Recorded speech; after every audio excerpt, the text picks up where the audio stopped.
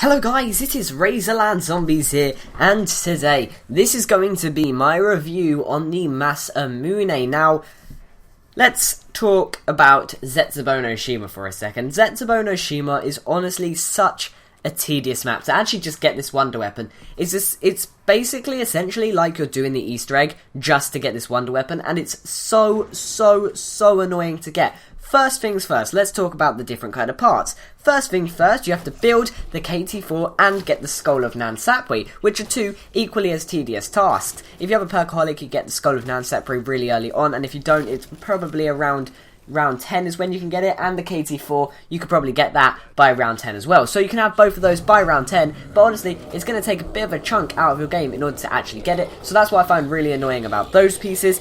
But then, getting the Masamune itself, first thing you have to do is you have to go and kill a massive spider boss, which is realistically, it is very fun to kill that spider boss, but sometimes he can be a real pain in the ass, and the down area where you are by the spider boss can have a lot of death barriers where you can just die, and honestly, that is not fun at all, and I absolutely hate dying down there because of those stupid death barriers, which hopefully they're fixed now, because there was a patch recently, but honestly, I don't know if they're fixed or not. Next thing you have to do is you have to go and complete all of your challenges to get the electric shield, though those challenges could be very difficult, such as eating a fruit grown from a plant, which honestly isn't all that difficult, because if you think about it, you just have to go and do random plants, but it's like a 50-50 chance that you actually get the plant, and you have to go and feed it up with water for 3 rounds every round. So if you don't get that, that means you can't even have the opportunity to get the plant for another 3 rounds. So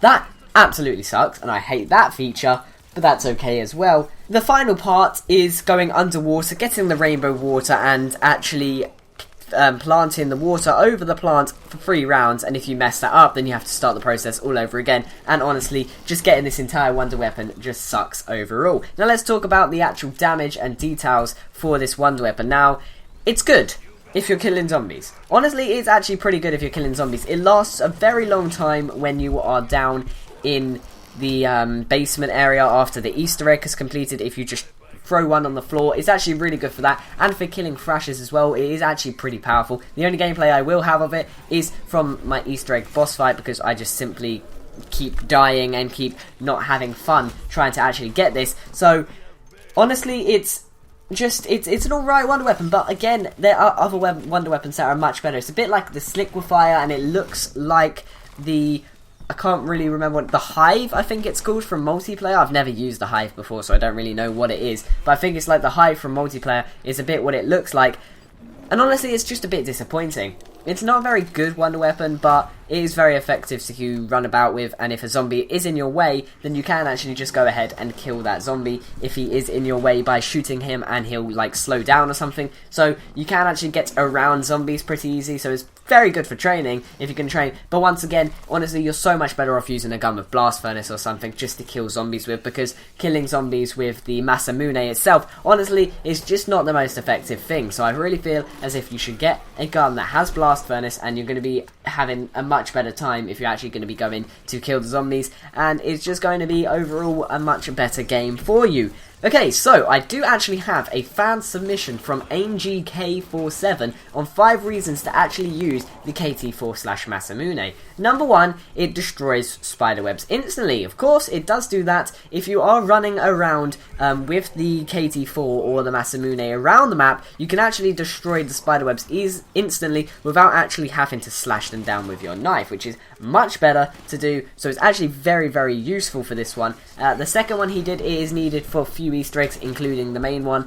You actually can upgrade the plants. Now, when you're planting a plant, if you plant it with green water every round and then shoot it with the KT4, you can actually upgrade the plant, so it will give you, for example, I believe it's the plant that will hold a crawler for, this one will be 60 minutes. The original one would only do it for 10 minutes, and this one would be 60. So it does upgrade plants in that sense. Number 3, it's helpful when planting, especially in acquiring the clone plant and the empty perk bottle. So you can also get an empty perk bottle from these plants, as I mentioned before, you can upgrade the plant. So if you plant the blue one, you can actually go ahead and get an empty perk bottle as long as you suit it with the Masamune. Number 4, it can give you speed boosts when playing.